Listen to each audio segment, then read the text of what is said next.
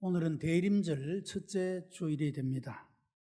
이 대림절 기간 동안에 예수께서 오셔서 우리들에게 행하신 그 일들을 함께 묵상하고 예수님의 탄생과 관련된 일들을 묵상함으로 성탄의 큰 은총이 여러분 모두에게 있게 되기를 축복합니다. 예수님께서 이 세상에 오신 목적이 무엇인가 이것을 알려면 세 가지의 정언을 들어야 합니다. 첫째는 예언자들의 정언입니다. 구약 성경을 보게 되면 셀 수 없는 많은 사람들이 메시아로 오신 예수 그리스도의 탄생을 예언하고 있습니다. 예수 그리스도의 탄생뿐만 아니라 인격과 사역과 죽음과 부활, 승천 그리고 다시 오시는 재림에 이르기까지 예수님의 생애와 관련된 모든 면들에 대해서 예언하고 있는 그런 말씀들을 읽어보게 됩니다. 캐논 헤이거라고 하는 분은 이렇게 말했습니다. 누가 500년 전 셰익스피어가 태어날 것을 예언했는가? 누가 250년 전 나폴레옹이 태어날 것이라고 예언했는가? 그러나 25명이 넘는 성경의 기록자들이 뚜렷하고 명백하게 예수 그리스도가 오실 것을 예언하고 있다. 그러나 그들 중 아무도 그들이 오시리라고 예언했던 주님을 본 사람은 없었다. 이렇게 기록을 하고 있습니다. 여러분, 세상의 위대한 위인들도 아무도 누구라도 그 사람이 이렇게 태어나서 위대한 일을 하게 될 것이라고 아무도 말하지 아니했다는 것이죠. 그런데 예수님에 대해서는 25명의 성경의 기록자들이 예수님의 탄생, 고난, 죽음, 부활, 성천, 재림에 대하여 예언하고 있고 예수님은 예언대로 오셨고 예언대로 그의 모든 삶을 사시고 예언대로 그의 모든 일들을 성취하신 그런 모습을 볼 수가 있다는 것입니다. 창세기 3장 15절에 보면 여자의 후손은 내 머리를 상하게 할 것이요 하는 말씀이 있습니다. 여러분, 여자의 후손은 바로 메시아를 가리키는 그런 예언의 말씀이 되는 것입니다. 이렇게 시작된 성경의 예언은 창세기부터 말라기까지 연속적으로 반복되어 있는 모습을 보게 됩니다. 이사야서 7장 14절에는 보라, 처녀가 잉태하여 아들을 낳을 것이요 그 이름을 임마누엘이라 하리라 했습니다. 다시 말하면 예수님께서 태어나시기 전에 예수님의 이름이 예언되고 있다는 것입니다. 그리고 예수께서 태어나셨을 때 그 이름을 임마누엘이라고 그렇게 지어준 그런 모습을 볼 수가 있습니다. 또 창세기 49장 10절을 보면 호리 유다를 떠나지 아니하며 라고 말씀을 했고 미가서 5장 2절에는 베들레헴 에브라다야 너는 유다 족속 중에 작을지라도 이스라엘을 다스릴 자가 내게서 나올 것이라. 예수님께서 탄생하실 장소 이것도 예언하고 있다 그런 말씀입니다. 예수님의 이름, 예수님의 태어나실 장소 이 모든 것까지도 성경은 수백 년 전에 예언을 하고 있고 예수님은 이 예언대로 그대로 그곳에서 탄생하시고 그 이름을 지어서 부르게 되어지는 이런 성경의 예언들을 볼 수가 있다는 것입니다. 예수님은 이 땅에 우연히 온 것이 아닙니다. 그리고 그가 자기 자신을 수련하고 닦아서 메시아가 된 것이 아니라 예수님은 성경의 예언대로 메시아로 이 땅에 태어나셨고 예언대로 오시고 예언대로 그의 모든 사역들을 이루고 계셨다라고 하는 것입니다. 두 번째는 사도들의 정언입니다. 마태, 마가, 누가, 요한 이 네 개의 복음서와 또 사도들의 서신을 보면 예수님께서 이 세상에 왜 오셨는가 이것을 아주 명백하게 밝히고 있다라고 하는 것이죠. 요한복음 10장 10절 내가 온 것은 양으로 생명을 얻게 하고 더 풍성히 얻게 하려는 것이라. 예수님은 자기 자신이 이 세상에 오신 목적을 분명하게 밝히고 있는 사실을 보게 됩니다. 예수님은 죄인을 구원하시고 복 주시려고 이 세상에 오셨다. 그리고 그 일을 위해서 십자가에서 대속의 죽음을 죽으셨으며, 그리고 그 죽음 가운데서 다시 살아나셨다. 이것이 사도들이 증언한 그런 내용들이라고 하는 것입니다. 예수님의 오신 목적을 이 사도들의 증언을 통하여 또한 명백하게 알 수가 있다는 것입니다. 세 번째는 예수님 자신의 증언입니다. 나는 섬김을 받으려 함이 아니라 도리어 섬기려 왔다. 나의 목숨을 많은 사람의 대속물로 주기 위하여 왔다. 나는 잃어버린 자를 찾아 구원하기 위하여 왔다. 예수님은 스스로 자기 자신이 이 세상에 오신 목적을 그렇게 증언하고 있는 것을 볼 수가 있다는 것입니다. 여러분, 사람이 일하는 목적이 분명한 사람은 아무렇게나 그 삶을 살지 못할 것입니다. 오늘 하루 이루어가야 할 목표가 있다면 그 목표를 향해서 힘있게 달려가게 될 것이고, 일생에 이루어가야 할 목표가 있다면 그 일을 이루기 위해서 힘쓰고 애쓰는 삶을 살지 않겠습니까? 그러나 목표가 없이 사는 사람, 목적이 없이 사는 사람은 오늘을 대충 살아도 별 느낌이 없을 것이고, 일생을 아무렇게나 살아도 별 느낌을 가지지 못하게 될 것입니다. 그러나 우리가 분명한 목적을 두고 목표를 두고 살아가는 그 일을, 그 목적을 이루기 위하여 진력하게 될 것이고 힘을 다하게 될 것이고, 그의 삶은 더욱더 가치가 있는 삶으로, 보람 있는 삶으로, 열매를 맺는 삶으로 나아갈 수가 있게 될 것입니다.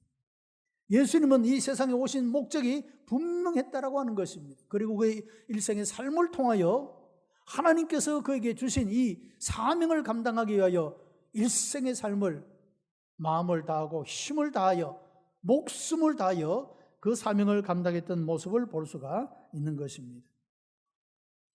이사야서 9장은 메시아이신 그리스도의 탄생과 그의 사역에 대한 예언으로 구성되어 있습니다. 이 이사야서를 오늘 본문을 보면 예수님의 별명이 열거되어서 나타납니다. 임마누엘, 기묘자, 모사, 전능하신 하나님, 영존하시는 아버지, 평강의 왕. 여러분, 예수님의 이런 모든 별명은 예수님이 어떤 분이시며 무슨 일을 하시며 그리고 그분이 나와 무슨 관계 속에 있는가를 밝혀주는 그런 내용들이라고 하는 것입니다. 여러분, 예수님이 평강의 왕이시다. 이것이 나와 무슨 관계가 있습니까? 이것은 평강이 없는 내 삶 속에 그 평강을 채워주시기 위하여 예수님이 오셨다는 의미인 것입니다.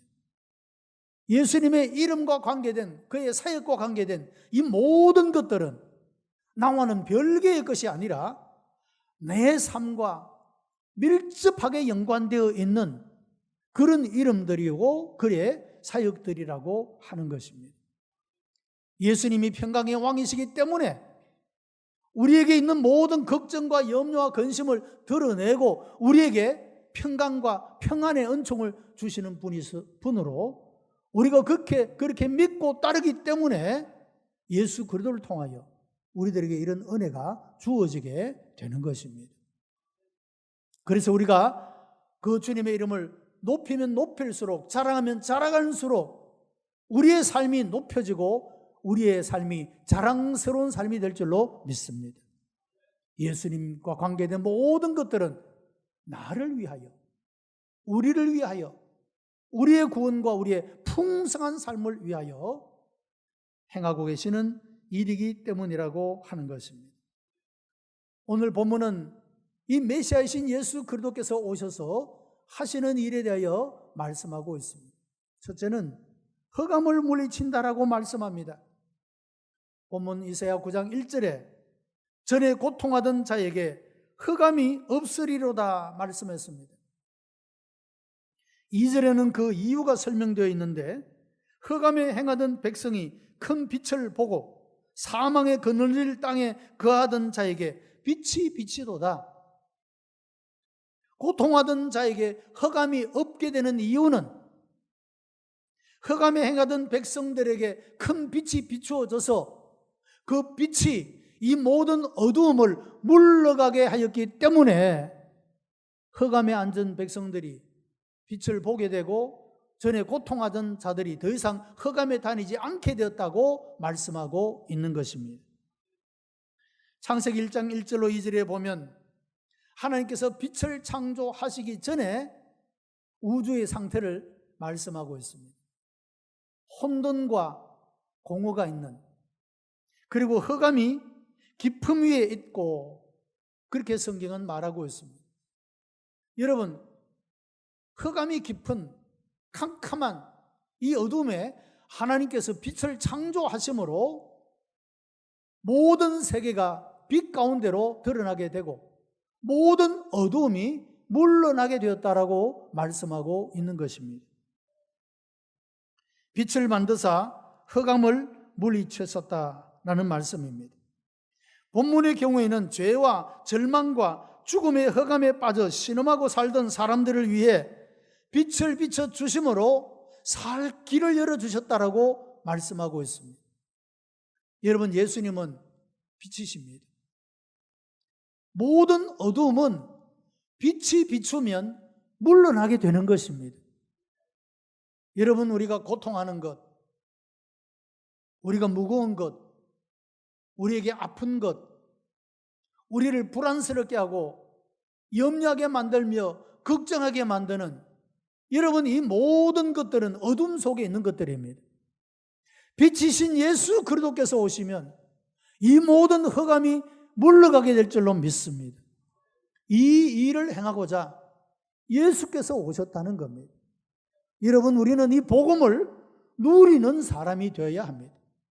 구체적인 우리의 삶 속에서 이 복음의 능력과 복음의 은혜를 우리가 누리는 사람이 되어야 한다는 겁니다. 귀로만 듣고 머릿속에만 담고 있는 말씀이 아니라 이 말씀이 살아서 능력 있는 말씀으로 우리의 삶 속에 역사하여 우리에게 있는 이 모든 어둠이 물러가고 우리를 억누르고 있는 이 모든 것들로부터 자유하게 되고 해방되어지는 이런 일을 위하여 예수께서 오셨다는 것입니다. 예수님을 믿는 자들에게 주님은 이와 같이 행하시는 줄로 믿습니다. 그래서 믿는 자는 복입니다. 가장 복된 자가 예수 믿는 자인 것입니다. 주님은 스스로 나는 세상의 빛이라고 말씀했습니다. 요한복음 1장 4절에는 그 안에 생명이 있었으니 이 생명은 사람들의 빛이라고 했습니다. 오늘 본문인 이사야 9장에서는 흑암에 행하던 백성, 사망에 그늘진 땅, 무겁게 맨 멍에, 어깨에 채찍, 압제자의 막대기, 피 묻은 복장, 여러분, 끔찍한, 사람들을 괴롭게 만들고 힘들게 만들고 아프게 만드는 이 모든 것들이 짓누르고 있는 이런 흑암에 앉은 사람들을 이야기하고 있습니다. 여러분, 이스라엘 백성들이 애굽에서 살았던 그 삶이 그러했습니다. 애굽에서 노예적인 삶을 살아가면서 그들은 얼마나 신음하며 고통했는지 모릅니다. 그들은 또한 애굽에서 구원받고 광야의 삶을 사는 동안에 그들의 생존을 위하여 필요한 것들을 하나님이 채워주셨지만 광야의 삶 자체가 여간히 불편한 것이 아니었다고 하는 것입니다. 괴롭고 힘든, 내일을 그냥 믿음이 아니면 기약할 수 없는 그런 열악한 가운데서 삶을 살아갔다고 하는 것입니다. 여러분, 오늘날 우리들도 마찬가지가 아닙니까? 우리로 하여금 잠을 자지 못하게 하는 염려와 걱정, 우리 인생의 삶을 무겁게 짓누르는 여러 가지의 우리의 환경과 조건들, 우리 연약해지는 육체들, 여러분, 우리가 영적으로, 육적으로 우리의 삶의 환경을 돌아보게 될 때 흑암에 앉은 백성들과 같이 눈물 짓고 고통하며 아파하는 여러분, 이런 일들이 우리의 삶 속에 얼마나 많이 있느냐 하는 것입니다. 예수께서는 이런 우리를 구원하시려고, 우리를 자유케 하시려고 이 땅에 오셨다고 말씀하고 있습니다. 이 예수님을 구주로 믿고 영접함으로 여러분의 삶에 놀라운 자유가 일어나게 되기를 축복합니다.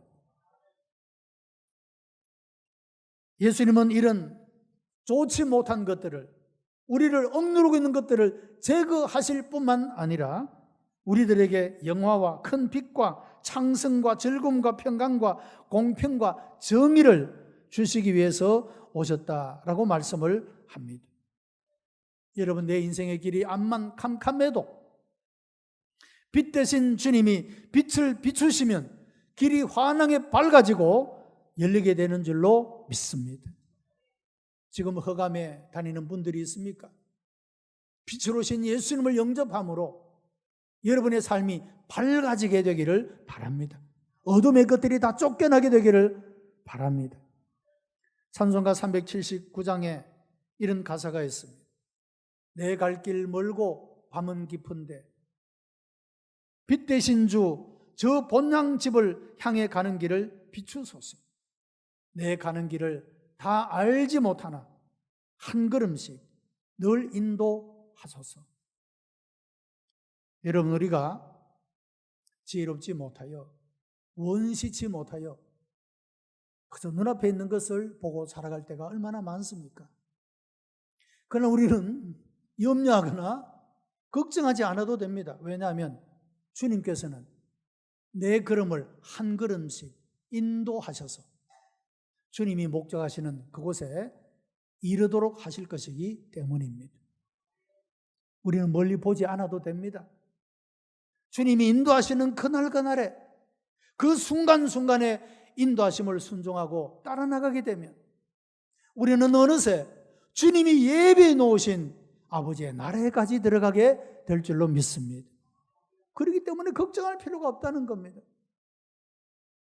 빛 대신 주님이 본향집을 향해 가는 그 길을 한 걸음씩 한 걸음씩 인도하시고 그 길을 비추어 주심으로 우리가 구덩이에 빠지지 않고 수렁에 빠지지 않고 그 길을 안전하게 갈 수 있도록 주님이 빛으로 우리를 인도해 주시기 때문이라고 말씀하고 있는 것입니다.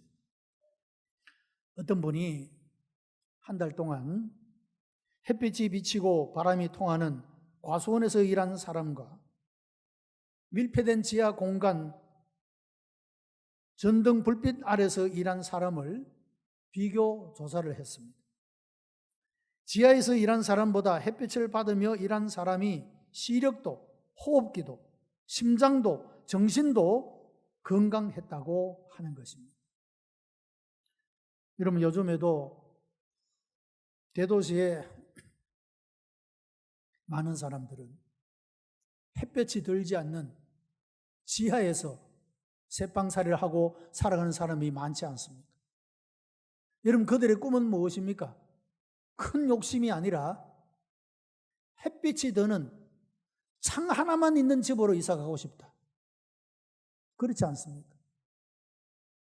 여러분, 햇빛이 비치지 않는 곳에 살아간다는 것은 육신적으로 건강적으로도 좋지 않고 우리 영혼에 하나님의 은혜의 빛이 비추어지지 않는다면 그 영혼에도 심각한 손상을 입게 된다라고 하는 것입니다. 여러분의 영혼 속에 하나님의 은혜의 빛이 충만하게 비추어지게 되기를 바랍니다. 여러분의 삶을 두르고 있는 모든 환경으로부터 하나님의 은혜의 빛을 비추어 주심으로 우리가 영적으로도 육적으로도 강건한 그리스도인이 되어지기를 바랍니다. 내 마음과 내 가정에 이 나라 이 민족 가운데 하나님이 흑암을 추방하고 밝은 빛을 비추시는 주님의 은혜에 감사하고 영광을 올려드리는 성도가 되시기를 바랍니다. 여러분, 흑암을 물리치시는 일은 어떤 의미에서 보면 소극적인 일이라고 할 수가 있습니다. 여러분, 우리가 하나님 앞에 죄를 회개하고 죄 사함을 받는 일도 어떤 의미에서 보면 소극적인 일이라고 할 수가 있습니다. 거기에 비교되는 적극적인 것은 무엇입니까? 우리가 마음을 다하고 정성을 다하고 힘을 다하여 주님을 사랑하고 하나님이 기뻐하시고 원하시고 선하신 뜻대로 우리의 삶을 올려드리는 이 삶이 적극적인 삶의 모습인 것입니다. 단순히 죄만 짓지 않고 악만 행하지 않는 것으로 우리의 삶이 풍성해지는 것이 아니라 우리가 하나님이 기대하고 원하시는 이런 삶으로 응답해 감으로 우리의 삶이 풍성한 삶이 될 수가 있는 것입니다. 주님은 우리들에게 기쁨을 주시기 위하여 오셨습니다. 이사야 9장 3절을 보면 그 즐거움을 더하게 하시며 즐거움과 탈취물을 나누며 즐거움같이 즐거워하오니. 즐거움이라는 말이 4번이나 반복되어 나옵니다. 여러분, 웃을 일도 없고 웃을 수도 없는 백성에게 기쁨을 주셔서 웃지 않을 수 없게 만드신다라고 하는 것입니다. 그 이유는 예수님은 우리들에게 평강을 주시는 평강의 왕이시기 때문에 그렇습니다. 바울의 고백과 같이 비천에도 종기에도 풍부에도 처할 줄 아는 일체의 삶을 그 비결을 가지고 살아가는 사람, 그 사람이 바로 복음을 가진 사람인 것입니다. 이 복음은 우리로 하여금 하지 않아도 될 걱정과 염려, 불안과 이 모든 것들로부터 우리를 구원하여 주시기 때문에 그렇습니다. 여러분, 세계 역사를 보면 평화를 만드는 사람들, 전쟁을 부추기는 지도자들, 이렇게 크게 두 종류로 구분할 수가 있습니다. 독일의 히틀러, 이태리의 무솔리니, 소련의 스탈린, 북한의 김일성, 해교 과학파 빈 라덴. 여러분, 이런 사람들은 전쟁과 살상과 피를 불러일으킨 사람들입니다. 얼마나 많은 사람들에게 불안과 고통을 준 사람들인지 모릅니다. 여러분, 그러나 예수님은 평화를 주시기 위해서 오셨습니다. 여러분, 예수님의 이 복음이 들어가면 가정도, 사회도, 국가도 평화로워지는 줄로 믿습니다. 요한복음 14장 27절에 평안을 너에게 끼쳐노니 곧 나의 평안을 너에게 주노라. 내가 너에게 주는 것은 세상이 주는 것과 같지 아니하리라. 너희는 마음에 근심도 말고 두려워하지도 말라라고 말씀했습니다. 여러분, 요즘의 대한민국이 평화를 위해서, 남북 간의 평화를 위해서 얼마나 애씁니까? 그런데 여러분, 우리가 분명히 한 가지 기억해야 될 것은 정치적으로 이루어진 평화는 언제 깨어질지 모르는 불안과 두려움을 가지고 있다는 겁니다. 역사 속에서도 그랬습니다. 평화협정이 얼마나 많이 맺어졌는지 모릅니다. 우리 내일부터 싸우지 말자. 글씨를 써서 서명을 하고 협정을 맺습니다. 돌아서서 얼마 오래 가지 않아 마음이 변하여 전쟁을 일으키고 싸우는 것이 세상의 역사입니다. 여러분, 이것이 세상이 주는 평안입니다. 영원하지 못하다 그런 말입니다. 기분에 따라, 감정에 따라, 환경에 따라, 국가적 이익에 따라 바뀌는 것이 세상이 주는 평화입니다. 여러분, 그러나 예수님이 주시는 평화는 세상이 주는 것과 같지 않다고 했습니다. 이것은 아무도 빼앗아갈 수 없는 것이라고 말씀했습니다. 이 평화가 여러분에게 있게 되기를 바랍니다. 여러분, 이 평화가 우리 마음속에, 우리 가정 속에, 이 나라, 이 민족 가운데 역사하기를 원합니다. 이 평안만이 참된 평안이라고 하는 것입니다. 예수님이 주시는 평화만이 참된 평화입니다. 세상이 주는 것은 여전히 우리들에게 염려와 걱정과 불안을 가져다 주기 때문입니다. 신경안정제와 수면제를 주머니에 넣어 가지고 다녀야 하는 우울증 환자가 있었습니다. 약물치료, 한방치료, 입원치료 안 해본 것이 없었습니다. 그러나 그 어떤 치료에도 불면증과 불안, 초조, 정세를 치료하지 못했습니다. 이제 결심했습니다. 죽기로. 여러분, 죽는 사람들은요, 그냥 죽지 않습니다. 많은 신호를 보냅니다. 말로, 행동으로. 이 사람 죽기로 작정을 하고 계획을 세웁니다. 내가 어떻게 죽을까? 어디서 죽을까? 언제 죽을까? 생각을 해보는 겁니다. 한강에서 뛰어내릴까? 집에서 그냥 죽을까? 수면제를 먹고 죽을까? 차에 치여 죽을까? 여러 가지 생각을 하다가 제일 좋은 방법이 수면제를 먹고 죽는 것이다, 이 생각했습니다. 이제 이거 결정을 했습니다. 어디서 죽을까? 물에 뛰어내리면 겨울에 너무 춥고, 차에 치이면 너무 끔찍하고. 그래서 동네 교회에서 죽기로 작정했습니다. 언제 죽을 것인가? 때를 봐가면서 죽기로 했습니다. 시간이 지나고 어느 금요일 저녁에 내가 오늘은 죽어야 되겠다, 그렇게 생각을 하고 동네 교회로 찾아갔습니다. 교회 문을 열고 들어가 보니까 그곳에는 사람들이 아주 비명을 지르듯 악을 쓰듯 통곡을 하듯, 여러분, 그렇게 막 사람들이 소리를 지르고 있었습니다.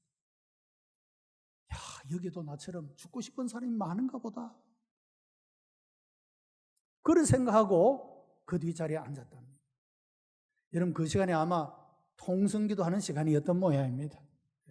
사람들이 죄를 회개하고 하나님 앞에 부르짖고 간구하는 그런 시간이었습니다. 이 사람이 죽으려고 그 동네 교회를 찾아갔다가 그 금요 기도회에 우연하게 그렇게 참석을 했다가 은혜를 받았습니다. 은혜를 받고 보니 죽을 생각도 없어지고 죽을 이유도 없어졌습니다. 예수님이 주시는 평화가 그의 마음을 사로잡게 되었습니다. 지금까지 그를 붙잡고 있던 불면증, 우울증, 불안과 염려와 걱정, 이 모든 것들이 한꺼번에 사라지는 것을 경험하게 된 것입니다. 여러분, 밤잠 설치는 분들이 있죠. 걱정과 염려 때문에, 불안 때문에, 초잠 때문에 약으로도 안 됩니까? 병원에 가도 못 고칩니까? 여러분, 빛이신 예수님, 평강의 왕이신 예수님이 오시면 한꺼번에 날아가 될 줄로 믿습니다. 한꺼번에 없어져 버립니다. 잠도 잘 안 옵니다. 밥도 잘 먹게 됩니다. 예수님이 이 세상에 오셔서 하신 일이 우리를 죄에서 구원하여 영원한 생명을 얻게 하실 뿐만 아니라 우리의 삶을 풍성하고 아름다운 삶이 되게 하기 위하여 오셨다는 것입니다. 성탄의 계절에 이 은혜가 여러분 모두에게 있게 되기를 축복합니다. 이 성탄의 계절에 이와 같이 우리 가운데 오셔서 행하시는 그 주님을 찬양하고 감사하고 경배하면서 우리가 큰 은혜를 받고 충만한 은혜를 받아 여러분, 하나님이 주시는 은혜, 그 복음을 우리 모두가 다 누리며 살아갈 수 있는 우리 복된 성도가 다 되시기를 주님의 이름으로 축복합니다. 기도하십시다. 은혜가 풍성하신 하나님, 감사와 찬송과 영광을 하나님 앞에 올려드립니다. 우리를 사랑하시어 하나님의 자녀를 삼으시고 이 복음 믿으며 복음 안에 걸어갈 수 있도록 인도하여 주시니 감사하옵나이다. 아버지, 우리의 삶들도 한 걸음씩 인도하시고 저 본향을 향하여 갈 때까지 주님이 목자가 되시고 인도가 되시는 줄 믿사옵나이다. 한 걸음 한 걸음 순종의 걸음을 걸어가는 성도들이 되게 하여 주시옵시고 우리 마음속에 평강을 주시고 우리의 삶에 평강을 주시는 평강의 왕으로 오신 주님을 찬송하고 영광 돌리며 살게 하여 주시옵소서. 예수 그리스도를 통하여 주시는 이런 평화가 우리의 심령, 우리의 가정, 이 나라 이 민족 가운데도 충만하게 역사해 주시옵소서. 예수님 이름으로 기도드리옵나이다. 아멘.